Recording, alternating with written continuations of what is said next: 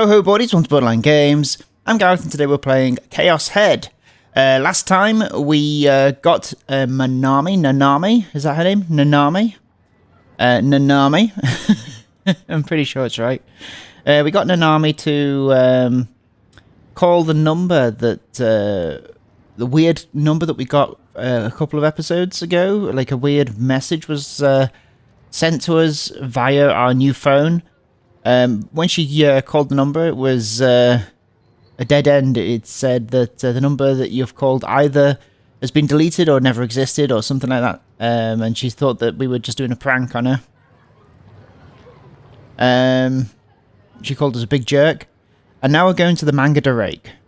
Let's go. First of all, I'm going to check that I'm getting the names right. Nanami is the right name. Nanami Nishijo. So we're heading to the manga direct, which is why I'd headed for it immediately. God, please grant me a miracle. Are we going to bump into Yua? Is that her name? Is her name Yua? Yeah, Yua.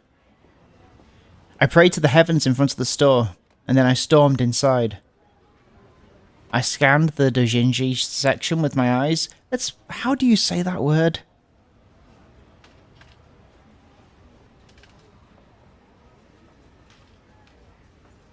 Let's have a listen.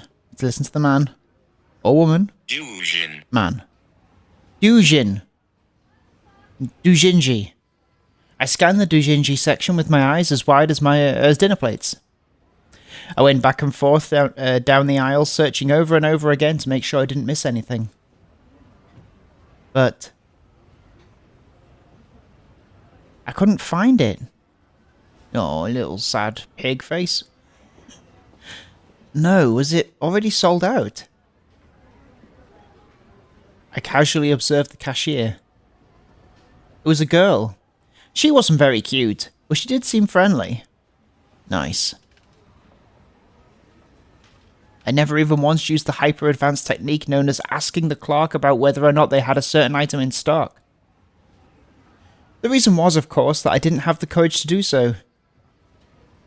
And not only that, but the title of Higashi Matasuma's new book was Seratan Cosplayer Gone Wild. So yeah, asking about it was completely and utterly impossible.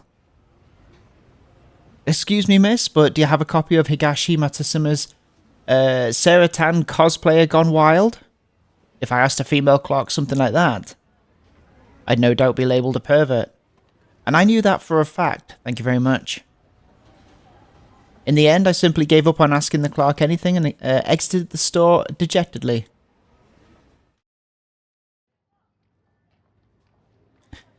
Guess I'll go home. Or maybe I should go to At Cafe. Flipping between the two as I walked, a sword I had seen before flashed past the edge of my vision. Uh-oh. It was a sword with a distinctive two-pronged blade. The one that Girl B, the girl who'd called herself Cena, had been carrying around the city. In the crowded center guy, the tip of the sword jutted above the heads of the people walking down the street. As it got closer to me, I hurriedly took refuge in a nearby arcade. When I peered out from the shadows, it didn't take long for Cena herself to appear, the sword resting on her shoulder. There she is, wearing an expression that was just as terrifying as ever. She walked quickly toward the station. She didn't seem to have noticed me. But even then, after having experienced the humiliation play that was lugging around a sword just like hers, the bold way that Cena walked around without a care in the world impressed me. Last time we saw her, or maybe it wasn't the last time, but recently when we spoke to her, she said, "You can see it, can't you?" And was she talking about her sword? Can people not normally see the sword? Was she not embarrassed to hold a huge sword like that? I mean, she had to have been questioned by a police officer at least once. No way she hadn't. As I pondered that, Cinna's figure got farther and farther away. Where do they sell badass D-swords like the one she has? I wondered. The one I'd gotten a hold of didn't glow, nor did it have a badass shape, so I wasn't exactly satisfied with it. In comparison to the sword Cena was carrying, mine was far less impressive in terms of design. The entire reason behind me getting his D-sword was to use it as a protective charm. Back at the Scramble Crossing, I'd been trembling in fear and wished for something I could rely on. After Remy had shown up, I'd become slightly more stable, but the situation surrounding me was not getting any better. I still had a lot of enemies, such as Shogun, Yua, etc. That was the reason why I wanted to get my hands on a D-sword that looked way stronger than the one I actually had. Of course, there was also the collector's spirit found in every otaku. As if drawn to Cena's sword, I'd been staggering over towards Scramble Crossing without realising it. Oh god. I bit my lip. I didn't want to be out in front of the station. I would reluctantly go to Centre Guy or school or whatever because I had things I had to do there, but if I could help it, I'd prefer not to go anywhere near them. Having a crowd of total strangers standing around me made me feel as if any escape route had been stolen away. And just the illusion of that made it hard to breathe. Unsurprisingly, the area in front of the station was infested with people. I was starting to feel more and more sick, so I opted to look down at the ground and to try to hold back the nausea a bit. Because of that, the next time I looked up, I realised I'd lost sight of the conspicuous sword. It had looked like she'd been walking towards Hashiko's statue, but... Right then, the light above Scramble Crossing turned green. A sea of people rushed into the intersection from various directions. It became pretty chaotic. A whole host of people walking every which way. And they did it all without even so much as bumping into each other. When I saw something like that, I realised how unrealistic the empty Scramble Crossing I'd seen in my delusion the other day really was. There probably wasn't even a single second in the entire year where there were no people in this place. What was I even trying to accomplish by chasing after Cena in the first place? I hadn't even been able to ask the friendly manga direct employee whether they had something in stock. So how exactly was I supposed to talk to someone who looked unfriendly and scary looking like Cena? Besides, she might have been my enemy. I didn't know what she'd do to me if I carelessly followed her around without any form of protection. What was wrong with me? I should just go home. I finally decided on that, but right when I was about to turn around... Chain. I noticed a white chain lying down on the street. I couldn't see the end of it because it was concealed by the legs of various pedestrians, but it seemed to be stretching from where I was standing all the way to the other side of Scramble Crossing. What the hell? Is it actually tied around me? It was a ridiculously long chain. Was it for construction or something? But there was no evidence of construction going on anywhere. I couldn't believe they'd left the chain lying around like this. Was this a location they were shooting at for some movie or TV show? Why would there be a chain if that was the case? No, they wouldn't be filming at a time as crowded as this. Okay, then did someone throw it away? A chain this long? It had already been hard enough just to bring it this far out here. Regardless, it was definitely going to get in the way of people and cars. Tilting my head in confusion, I examined my surroundings to see how many people around me were reacting to it. I thought it'd be dangerous if someone caught their leg on it, but not a single person was paying any attention to it. I rubbed my eyes and tried looking at it one more time, thinking that it might be an optical illusion or something, but the chain was still there. I didn't have the courage to touch it. It creeped me up. It creeped me out too much. It creeped me up.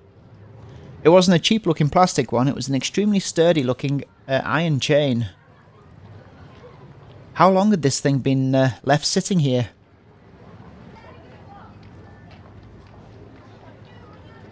Ooh. If these were normal circumstances, I think it was some kind of trap. Would you? After which I'd have run away in fear, suspecting that something terrifying might have been waiting for me. But now, for whatever reason, I couldn't help but wonder where the chain led. My mind was overtaken by a compulsive obsession that told me I had to follow this chain. I crossed the scrambled crossing before the light turned red, bumping into several pedestrians as I did. At the end of the continuous chain was an old dark green train car that was sitting next to the Hachiko statue. The wheels had been removed, so it was closer to a monument or an exhibit rather than a functional train car. You were supposed to be able to enter it freely too. The white chain was extending from the open door to the inside of the train. There were tons of people parked in front of Hachiko, but not one was paying any attention to the chain. They didn't show any signs that they were even aware of it. As well as that, there were no signs of any people on the train at all. But the gulp appeared inside the train car. There she is. Ugh! In that moment, I realised it was a trap. I couldn't believe it myself, which was why I hadn't suspected it at all before. The car appeared to be empty, but there was the figure of a single person inside. Aoi Sina was sitting cross-legged on a burgundy train seat. Her sharp gaze was fixed firmly on me. For some reason, she was holding a light blue popsicle in her hand. Oh yeah, she is. That was a Crunchy-kun, right? Forget it. I couldn't care less about Crunchy-kuns right now. More importantly, the gigantic D-sword she'd been carrying was mysteriously nowhere to be found. Is it the Crunchy-kun? I wondered where she'd even managed to put the thing, with how huge it was and all. Okay, we're going for good or bad? Horny or deadly? Let's go for horny. In place of the sword was a white chain, coiling around one of her legs. Which reminded me that back when I'd first met her in Sentagai, she'd said something about finding her in a train car in front of the station. This must have been what she'd meant. Was she the one who'd put this chain here? Could she really have been lugging around such a long chain? It looked like it weighed over 10 kilograms. And not only that, but it had to have been over 50 meters long. I had no idea what was up with this girl. She was entirely unknown to me. She wasn't normal. Could she be Shogun?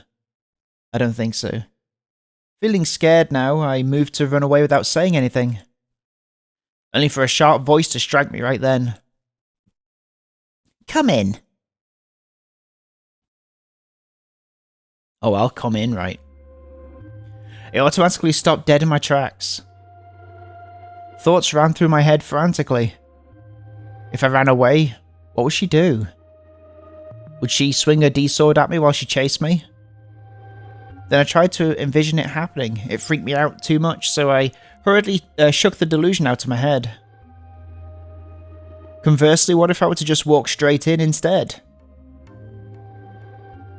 She'd get a much better impression of me, and maybe she wouldn't be so violent. Maybe she'd even be in a good mood. That she'd be interested in selling her D-sword to me. That's a real fantasy. I didn't think that she'd give it up that easily, but maybe I could at least get her to tell me where she'd bought it from.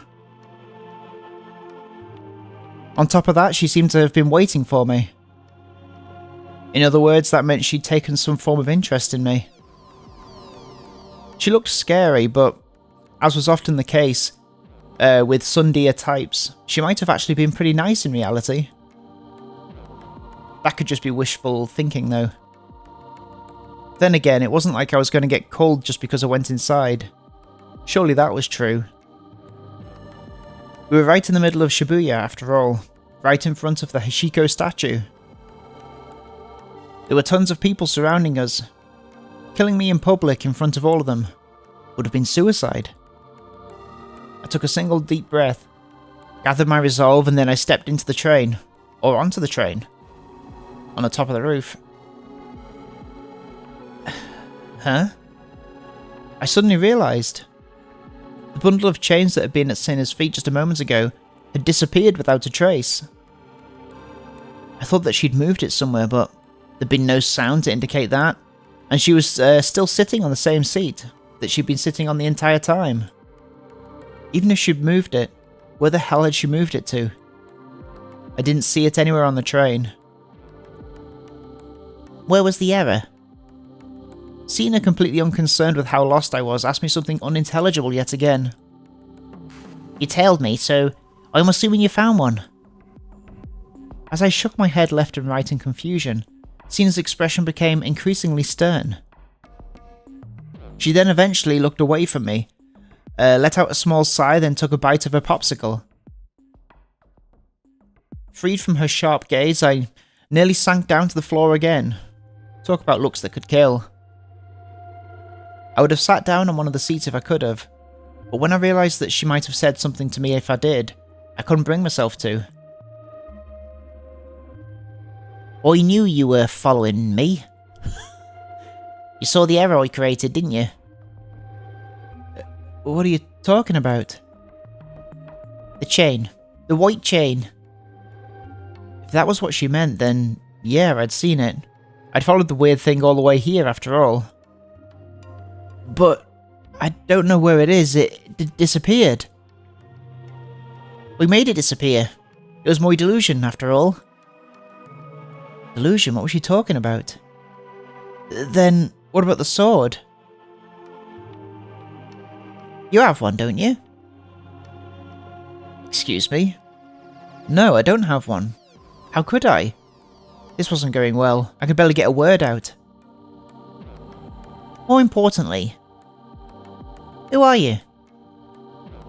Seems like you can see, quote-unquote. What? Cena glanced at me, then jerked her chin toward the window. What do you see outside this window? People. Lots of people. It felt like there was even more people than before. I felt like I was going to get a headache just from looking at them.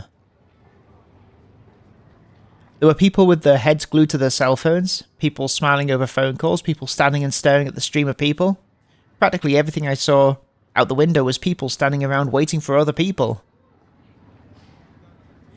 I mean, if there were so many people here, why hadn't anyone come into the train since I'd gotten on?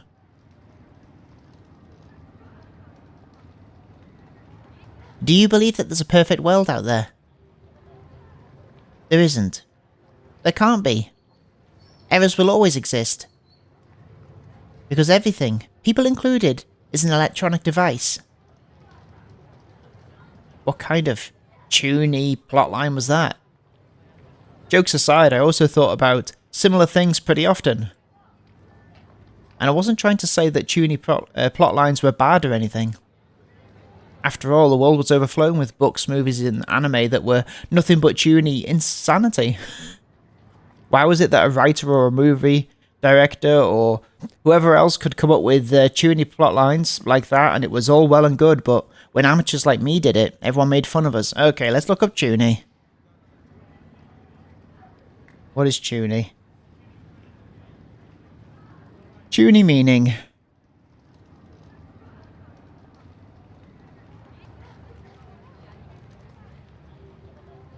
describe early teens who have delusions of grandeur. Okay. Who so desperately want to stand out that they have convinced themselves that they have hidden knowledge or secret powers. Cool. It is toony.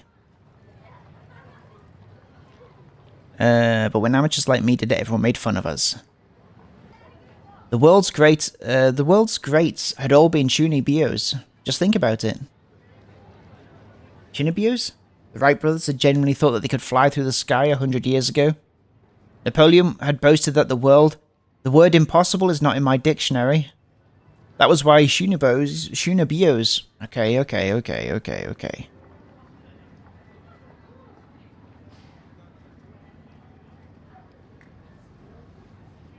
Okay, let's do it. What is it? Junibyo. Junibyo. That was why Junibyo weren't something to be marked. It was the path that all of the world's greats had taken. But my question was, why had this girl suddenly started spouting all this tuny shit at me? It isn't what you're seeing. It's what's being shown to you. People acquire information from outside the body by utilising the 5 senses, but about 80% of the information we receive comes from sight. The images obtained from sight are converted into impulses, signals, that are then sent to the brain via the optic nerve. She's really gone off the deep end. Just like a telephone. Oh, just like a telephone, I thought to myself absent-mindedly. A telephone converted your voice into electrical signals and then sent that information to a distant location. A telephone, huh? You could say it's similar to that. Huh? Had she just read my mind? No, there was no way. Had I been bumbling to myself without realising it again? Do you know what VR technology is? What? Virtual reality? You can tell this is made in like 2008 or whatever. Like everyone knows what VR is. Of course I didn't actually answer her aloud. Oh, visual rebuilding. Huh. I was wrong, I'd never heard of that. It's a technology currently being researched in the field of psychophysiology in America. With this technology, even those who have been blind from birth will be able to accurately view anything that the eyes can naturally perceive. This is made possible by using video equipment such as video cameras. That look on your face tells me you're wondering how exactly, but the way it works is simple. Images provided by a video camera and the nerve impulses travelling around the brain are both essentially electrical signals. And in short, all that's needed for the brain to interpret those images is technology that can convert those signals into nerve impulses. There have already been successful tests, to the point where the research team behind it have already obtained a patent for it. It was patented. Seriously? I thought that it was just a fairly hardcore delusion with an impressive amount of depth and detail behind it, but claiming there was a full-on patent was taking it way too far. Something that can be inferred from the patent. Sina, who'd been looking out the window the whole time, turned to face me. She slowly crossed her legs. If it's possible to convert specific information into nerve impulses, wouldn't it be possible to control all 5 of the senses and even the free will of people itself? The Matrix. Are we talking the Matrix? Even though it was right in front of the Shibuya station, it was strangely quiet on the train. It felt as if it'd been deprived of sound itself. It was obviously an illusion, but I couldn't help but remember the delusion I'd had several days ago of the deserted Shibuya. As I thought about it, I couldn't take my eyes off the crowd moving outside the window. Like I said before, people are electronic devices. And I don't mean just the brain either. The entire body has nerves with electricity running through them. In other words, even our bodies and actions can be controlled as well. Theoretically, that is. This girl. I was taken aback. This girl was even more delusional than both me and you were combined. What she was saying sounded logical, but it was clearly a total pipe dream. In fact, the research team that acquired the patent is shifting their research in that very direction. The contents were so dangerous that the President of the United States issued a memorandum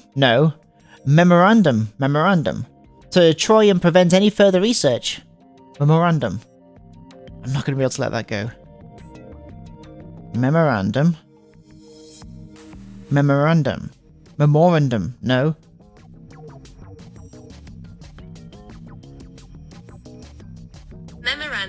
Memorandum. I thought so. How much of what she was saying was actually true?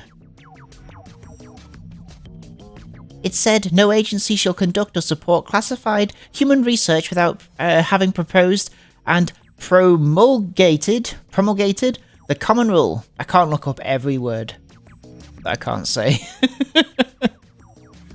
Cena looked downward and clasped her hands, resting on her knees tightly.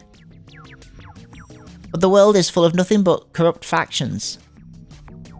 Factions that have no regard for morality and will sacrifice others without a second thought for their own personal gain. It makes me sick. After she finished voicing her disgust, she stuck the last chunk of the nearly melted Crunchy-kun in her mouth, then suddenly stood up. I reflexively started to shrink back, only to run into the wall behind me. Ignorance is a sin. People claim ignorance is bliss, but that's simply naive. Doubt the world. Study its mechanisms.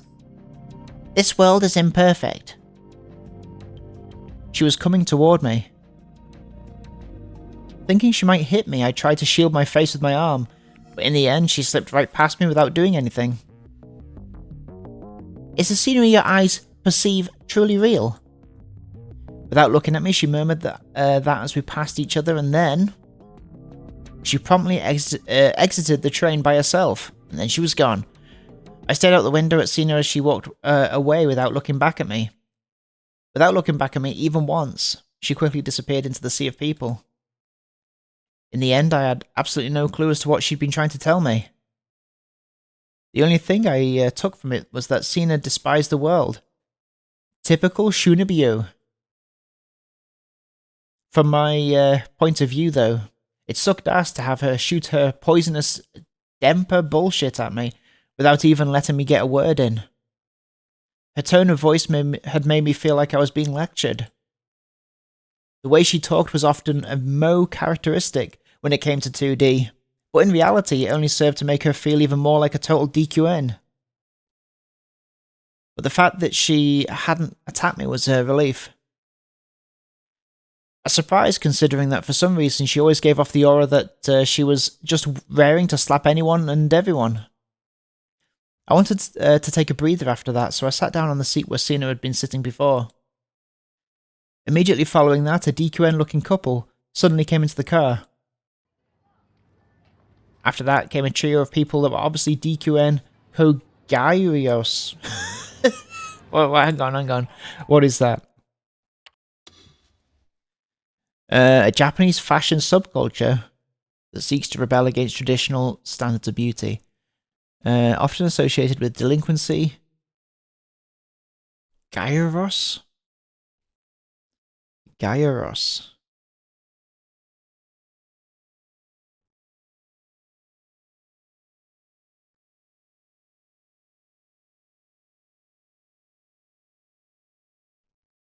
Gyros? Gyaru. Oh, okay, without the S. That's pluralized then. I see, it's on the left without the S. Here we go. Welcome to How to Pronounce. In today's video, we'll be focusing on a new word that you might find challenging or intriguing. So let's dive into today's word. Let's do it. Gyaru, which means a Japanese fashion subculture. Kogaru. Let's say it all together. Gyaru. Awesome. Gyaru. Kogaru. Then an older middle-aged man and then a young business man wearing a suit. The train car had become claustrophobic in the blink of an eye. Before Cena had left, no one had even tried to enter the car, so where the hell had they all come from?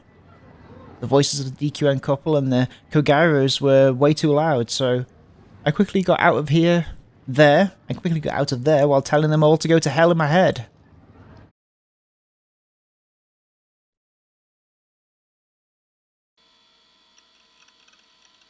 Alright. What a weird thing to have happened. Okay, so yeah, that's how I ended up getting tangled up with real-life Junie chick. Okay, asshole, this time you've pissed me off.